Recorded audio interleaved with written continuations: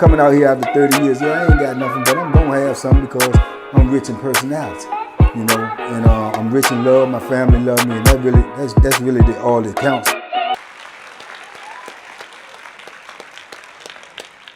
Hey man, shout out everybody out there on Team Banky Pound, man.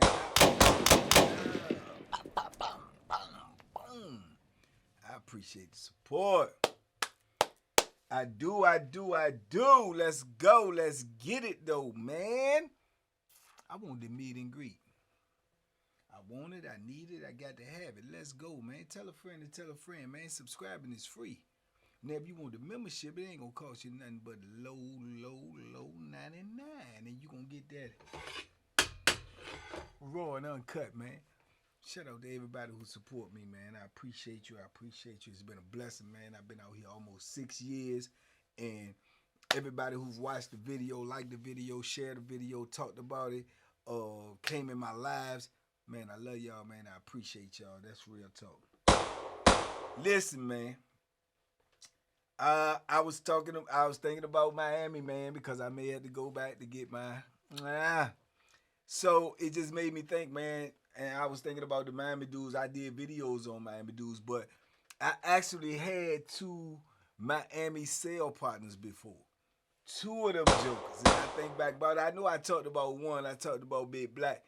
And I may have talked about Disco too, but you know what I'm saying? But I know I had 2 Miami sale partners, man. I'm going to tell you something. Like I said, man, them Miami boys different, man. Them Miami boys is different, man. I'm trying to think what was first. Not a way it had to be first. Yeah, when I had to sell it, the Big Black muscle joker, man, to play football. He was from Miami. Big Black, man, he was from Miami. And, man, when they put him in the cell with me, I already knew it was going to be crazy because I already looked at the Big Bam. I had already heard about the Big Bam be knocking jokers out and be, you know, trying to rob jokers, be getting in poker games and don't pay because he's so big. I'm talking about this is a big Bama. You know what I'm saying? I would say Black probably was about, he young though. He was young. I don't know, he's in his 20s. But I would say he maybe about 6 feet, 6'1", but he about 250. And I'm talking about 250 muscle, Goldberg status, you know what I'm saying? You know what I'm saying? Trapezoids. He was a big Bama, man, and hands was rough because he been fighting his whole life, man. He say he been in and out of jail, man, since he was 14, 15 years old, right? So I'm in the cell on Nottaway, and I got a free cell, and they move him up in the block because he just came out the hole for whooping the joke on the yard, right? So I see him when he come in there, and I had seen him on the yard. You know, you get the little, you know what I'm saying, you get the rundown on the joker, the 911. So I knew he was crazy, you know what I'm saying, the 411, and which he is a 911 joker, though. So I said when he came, I said, I'm going to check his attitude, see how he, you know what I'm saying, how he coming or whatnot. But he came in there respectful. He knew me from the yard or whatever.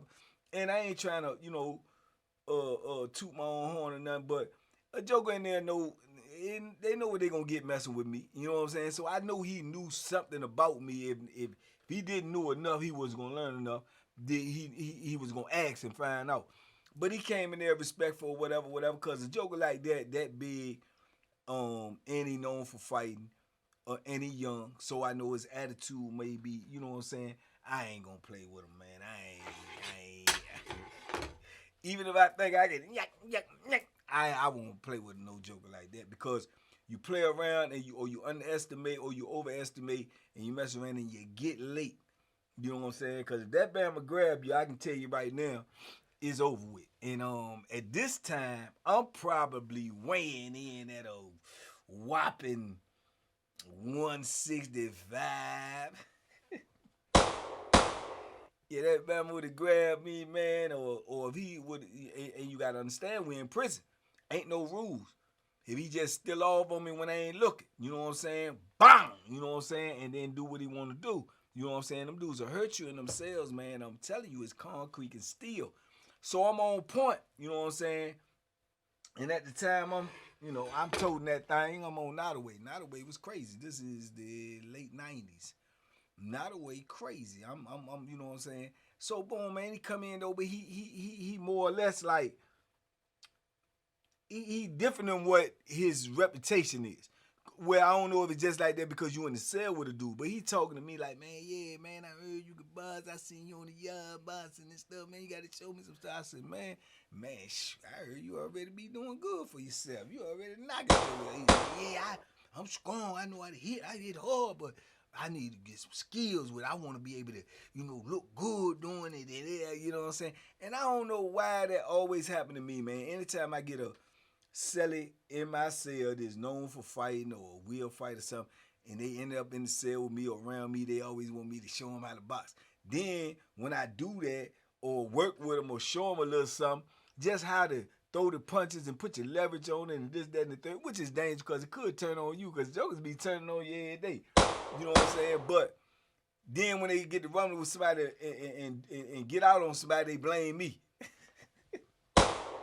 They blame me like when like Shakur, man. Shakur got to doing all that stuff, man, and everybody act like I made Shakur like that. I did not make Shakur like that. Shakur had that in him. He always had it in him. He just ain't had the skills. But once he got the skills, I guess he figured he wanted all his get back from everybody who was playing with him, and he started getting it. But it ain't got nothing to do with me. It wasn't my fault. You know what I'm saying? So yeah, man. But Black. Man, he was like that, but he game in there. He as soon as he hit the part running. He jumping in poker game. He ain't got a pot to piss in and a window to throw it out. I ain't lying to you, man. That man go get in the poker game off of pure credit. Ain't got nothing if he lose. He just leave the game like, all right, I got you. And then don't even be trying to pay nobody. And then they be like more or less scared to ask him. They be scared to ask him for the money because I'm telling you, man, the dude the same color this hat.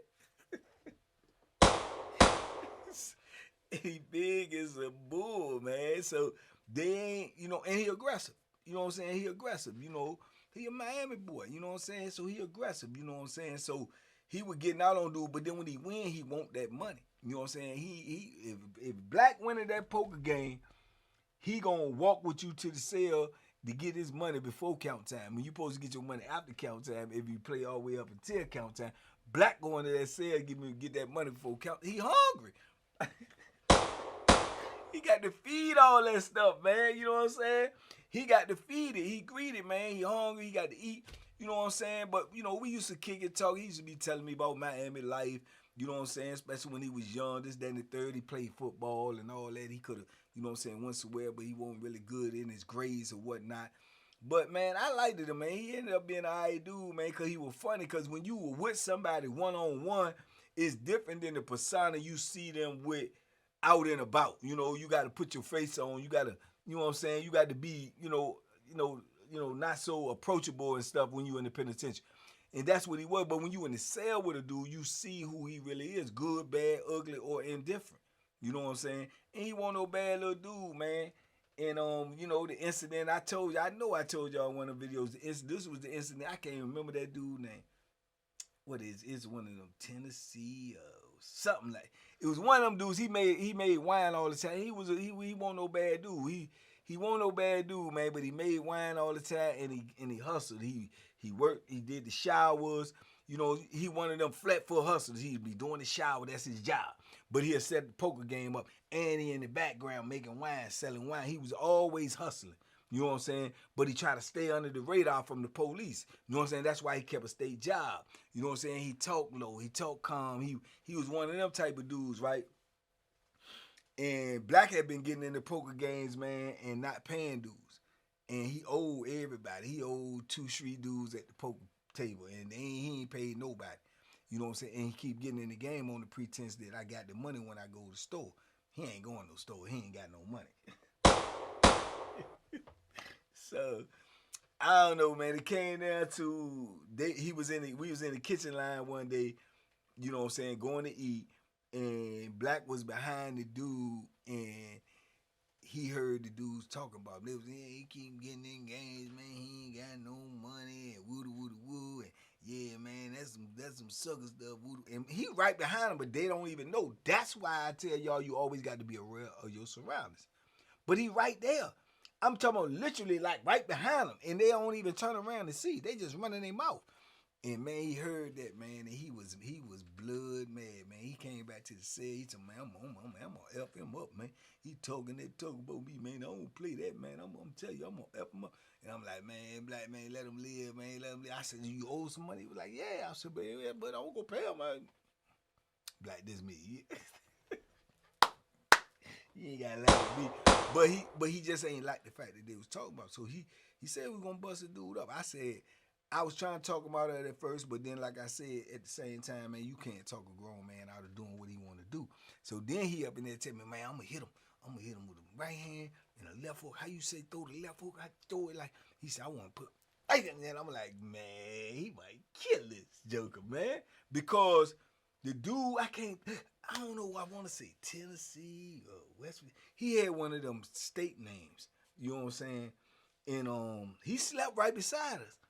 And sure enough, man, he said we're going to get him, man, when the doors came out. So when the doors bust open, the dude was actually in the shower, cleaning the showers, man. He got the big, long rubber boots on, the big, long rubber gloves, and Black goes straight to him, but he wanted to make an example and call him out the shower. Asked him, man, what you at the line talking about me? Tell me what.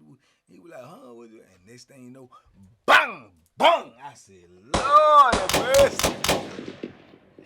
Lord have mercy, man. Man, dude was bleeding, man, hit the wall, would walk right up in the cell and just started washing his face off, blood everywhere. You know what I'm saying? And Black went to the cell. He said, he was messed up, man. I was like, oh, and then he got on all the rest of them. Any one of y'all say running your mouth about me, keep my name out your mouth. Why? They was scared to death, you heard me? They was scared to death, man, because like I say, he's so big, he want them, you gotta poke him. You know what I'm saying? Even if you got some skills or something, you got to put him down. You got to, you know what I'm saying? You got to be able to hit him on the button, bro, because he gonna charge you. He's strong. He gonna overpower you, slam you to the ground, and he gonna ground and pound you. You know what I'm saying? And the chances is you ain't stronger than him. You know what I'm saying? The chances is you are not stronger than this big Bama. So, you know, Black was one of them dudes, and he was from Miami. You know what I'm saying? So I was thinking about that. I was like, man, how many Miami dudes did I meet? Or how many? And then I said, man, I actually had 2 Miami Cellys. Because I had him, and then later on when I was up Wallace Ridge, I ended up having Disco. Disco was actually the first Celly that I had when I was on Wallace Ridge. And he was an old dude from Miami. He already been down over 30 years, he said. You know what I'm saying? And he was just one of them, you got to know. One of them older guys is just mean. They just irritated. They just frustrated. He just mad because he in the penitentiary. And he have been in the penitentiary so long. And he Black too. I don't know what it is with Black dudes from Miami. They all of the ones I've met, most of all of the Black dudes I met from Miami, they dark skin. I don't know if it's the sun out there or what. I'm talking about they dark. You know what I'm saying? And he was like that with a bald head. He won't really like a physical, like in physical shape or nothing like that, especially he like got a dad bod. You could tell he was older, probably in his 50s. You know what I'm saying? Late 50s at that. And he been down 30-something years. But he was mean, man. He was mean, and he kept that little poker on him. You know what I'm saying? And he ain't had nothing though, cause everybody had abandoned him, cause he been locked up so long. Which happens to dudes be locked up that long. And I don't know what it is. I don't know if they don't love you no more. I doubt if it's that. They just forget about you, cause you gone so long. You buried alive. You know what I'm saying? You literally buried alive. You in somebody's life today, and then you gone, and they never see you again 30, 40 years. You buried alive, man. You know what I'm saying? So that probably was part of his frustration and irritation as well. And he just was mean dude, man. Dudes say something to him. He want to do like, man, what the F you want, man? What, man? Don't say nothing to me, man. No. But it's a devil because he always asking for something. Because he ain't got nothing. Man, you got a suit. And then dudes don't give it to him and he mad. Then he come in to say, talking about, oh, sucker, he acts like he ain't got a suit. Like a suit. I'm asking him for something hell of a. He ain't nothing but a suit. Man, I hate these suckers, man. You ain't got it. You know what I'm saying? Disco. So if it ain't nothing, you don't have that. You have less than nothing. If he can't give it to you, you can't give it to you. I don't say this, but this is what I'm thinking in my mind. I just listen to him and let him, you know what I'm saying, vent and whatnot. But all the time he's shooting for me to give it to him because he see I got it. And I'm going to give it to him, you know what I'm saying? But you can just ask for it instead of beating around the bush with all of this woo-da-woo-da-woo. Just say, man, you hungry, you need something to eat, bro. I'm not going to just sit here and see you starving, you know what I'm saying, unless I just don't like you. So it was things like that. And at the time, he was really, really heavy on smoking. They still had cigarettes. They was getting ready to take the cigarettes. You know what I'm saying? And at the time, I was smoking cigarettes. So I had them. So, but I didn't smoke like heavy. I smoked really because I was bored and I was, you know what I'm saying, calm my nerves, keep me from killing one of them bombers and all that type of stuff. I smoked when I drank a cup of coffee. So I used to smoke, but then when I finished the coffee, I put it out. So he used to see the butts, the cigarette butts in the ashtray and stuff. He be like, laid up there on the bed. He be like, yeah, man, you put out some big old butts, man. Them joints right there, them joints still smokable. It was a funny, awkward thing because I was like, if you say, man, you can get them, I don't care. You know what I'm saying? It's like you being petty instead of saying, man, you want a cigarette. You know what I'm saying? Or you don't know if he want them and he just, that's his way of asking. So just crazy little petty stuff, right? So I'm like, man, I just be smoking, man. I ain't got no business smoke. I need to quit. They get me to take the joints anyway. He was like, man, I'll smoke them. I said, man, you can smoke them. You know what I'm saying? You know what I'm saying? You can smoke them. I ain't had to say that twice. Soon as every time that ashtray started getting filled up with little butts in it, he'll say, let me get that joint, Mike. I said, oh, what? He said, ashtray. I hand it to him. He'll take the joint, pour them in the bag, and he'll bust them all open and re-roll them. And, you know what I'm saying, go out on the pod and hustle up some paper or something, and he'll re-roll them. You know what I'm saying? And he'll smoke them joints. You know, but every now and then I gave him a cigarette or two or something like that too. He was an alright dude, man. But like I say, I knew he had something going on, you know what I'm saying? The time will get to you if you let it. And I done seen it thus far. By now, I know what I'm looking at. I know he, you know what I'm saying? And he'll kirk out. He will kirk out. Them dudes play with him. He will do something stupid. And they knew it though, but they knew he was all about it. Dudes used to ask me all the time, man, how you stay in the cell with that joke? Man, that joke crazy as I don't know what, man. You always want to argue about something. Always got to complain about something. Oh, man, I couldn't stay in the cell with him. Well, bro, it ain't like you pick who you be in the cell with. That's where he put me at. You know what I'm saying? So, sure enough, though, man, like I say, when it came time, he would get me going for parole. And he went up for parole, man. And I never saw him again, man. Never saw him again. They came back, wanted to pack all this stuff up and all this. And I was like, what's going on? I thought they would give me the rundown on me about something. They come to the door deep. And they was coming to get his stuff. He went for parole and he went over there and snapped out, cussed the people out, started slamming stuff, tried to jump across the table. All he got cuffs on. What are you doing? You know what I'm saying? So I'm like, what? And it was like, yeah, they was trying to get me to keep his stuff. That's how mad they was at him, the administration. They was that mad at him, like, man, you can have his stuff. I don't care, for real. You sell it, you know what I'm saying? And I'm like, man, I can't do that, man. You know what I'm saying? Get a man his stuff. You know what I'm saying? Because you got to think about things like that you do. It'll come back on you. You know what I'm saying? One way or another, either by you running into them people later or his homeboys or friends and or just karma, period. Just don't do stuff. Like, I ain't cut like that. I ain't going to do no stuff, nothing to nobody ain't do nothing to me or nothing to nobody who don't deserve it. You see what I'm saying? If you deserve it, I don't care nothing about you. You know what I'm saying? I zero.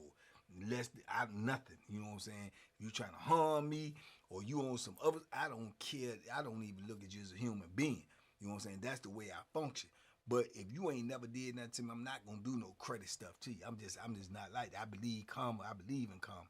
You know what I'm saying? So yeah, man, but he goes over there and snaps all the way out. So I don't know, man. They said, man, they had to whoop him, do this, do that. And I know the type of dude he is. And then when he was in the hole, right, you know, officers was telling me he was back there catching charges, man, assault charges. They had to run in there. I know they probably whooped him good up while it's real. They don't play.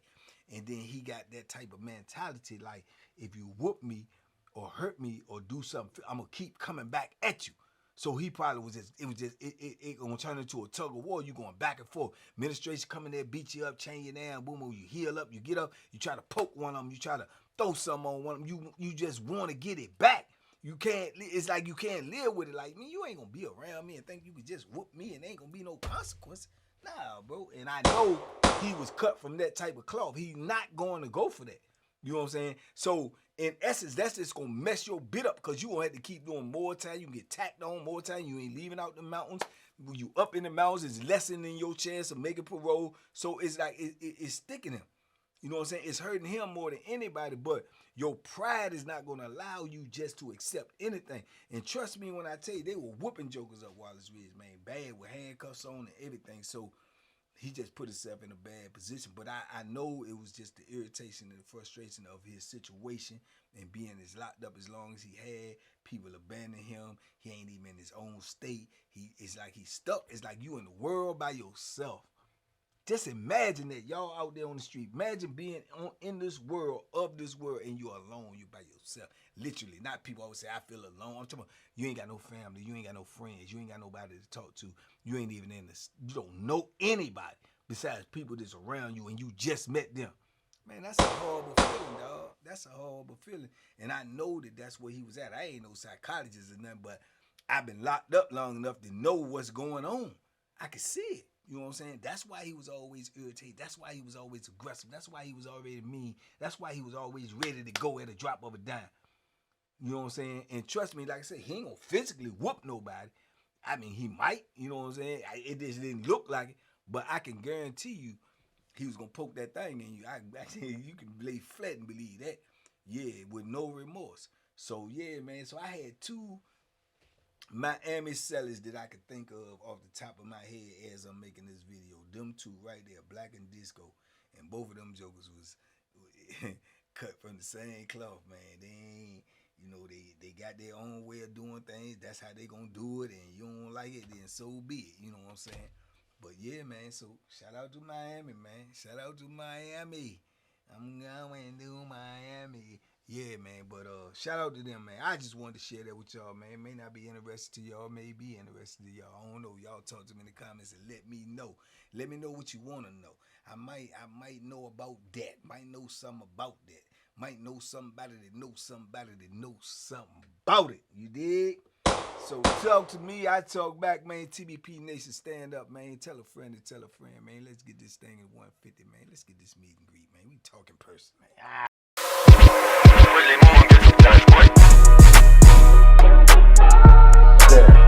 The Banky special. Yeah. Pure deliciousness. Pure deliciousness, man. My name is Banky, man. Everybody calls me Banky. That's the name that I got from my grandmother when I was young. I'm coming out here after 30 years. Yeah, I ain't got nothing, but I'm gonna have something because I'm rich in personality. You know, and I'm rich in love. My family love me, and that's really all that counts.